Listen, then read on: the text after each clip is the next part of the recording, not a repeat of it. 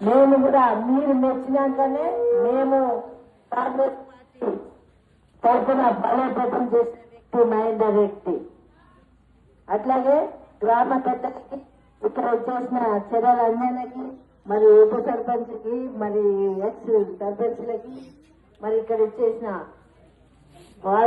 ప్రజలందరికీ, ఓట్ల మహేశ్వరులందరూ కూడా నమస్కరిస్తూ, ఈ ఓట్లు ఎవరి కోసమో కాదు, ఎవరి కోసం ఈ ఓటు ఊరి కోసం.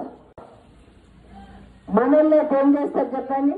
సాటు కూర్చోబెట్టి కమ్మ అన్ని కూడా తీసుకొచ్చి పెడతారు. మరి వేరే అయితే వేరే మామూలుగా పోయినామనుకోండి, పిలవకుండా పోయినామనుకోండి, దావత్ ఎత్తుంటారా, మర్యాద చేస్తారా?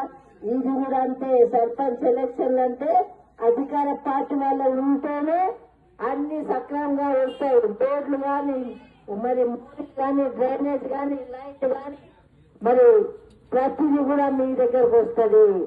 ఎందుకంటే ఇప్పుడు ఎవరైనా ఒక్కరు మీరు పనిచేయలేము. మీ అభ్యర్థి సర్పంచ్ ఎంద్రపుత్రు మరి మహేందర్ రెడ్డి గెలిపిస్తే రోజు మేము మీకు దొరుకుతామా? మనం పోయి అడుగుతామా వాళ్ళను? ఇది చెయ్యాలి. పార్టీ కాదు కదా, అధికార పార్టీలో లేదు కాబట్టి మనం ఇది చెయ్యాలంటే వాళ్ళకి ఏం చేత కాదు, ఏం చేయలేదు కూడా. ఎవరి దగ్గర పోయి అడుగుతారు? వస్తే మా దగ్గర కావాలి, లేకపోతే ముఖ్యమంత్రి దగ్గరకు పోవాలి. మరి మీరు పోయే ఇది పరిస్థితి ఉంటుందా? పోతారా వేరే పార్టీలు వచ్చి? అదన్నా మన జ్ఞానం లేదా?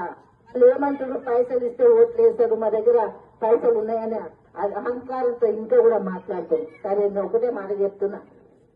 ఇంకో పెద్ద విషయం ఏంటంటే ఊర్లలో, అన్ని ఊర్లలో ఇల్లు ఎన్ని శాంక్షన్ ఇల్లు, ఇంద్రమ్మ ఇల్లు 48 ఇల్లు శాంక్షన్ అయినాయి. తల్లులారా ఇంకా కూడా 18 ఆల్రెడీ స్టార్ట్ అయినాయంట. మరి ఇంకా కూడా స్థలం ఉన్నది, మేము ఇంకా అప్లికేషన్ ఎట్లా మాకు ఇల్లు శాంక్షన్ కావాలంటే సర్పంచ్ గెలిపియండి. ఇక్కడ ఉన్న నాయకులందరూ కూడా మీకు చేసి చూపిస్తారు. వాళ్ళు చేయకపోతే నేను చేపిస్తా.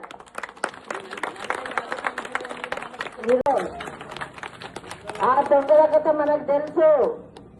వచ్చి కాళ్ళు మెడతారు, వేలు మెడతారు, కడుపులో తల పెడతారు. మేము చూపిస్తాం, చేస్తాం. అది ఇప్పుడు ఏం చూపించినా ఏం నడవదు. పార్టీ పాటిస్తుంది కాబట్టి కాంగ్రెస్ పార్టీ చేస్తుంది. మరి నేను ఒకటే మీకు విన్నపిస్తున్నా, చెడు అనుకోదు, ఇంకెవరన్నా వేరే పార్టీలు ఏమనుకోదు. అది వ్యవస్థ తయారైపోయింది. ఇస్తే తీసుకోండి, పైసలు లక్ష్మి ఇస్తాను వద్దంటమా? తీసుకోవాల్సిందే. ఎందుకు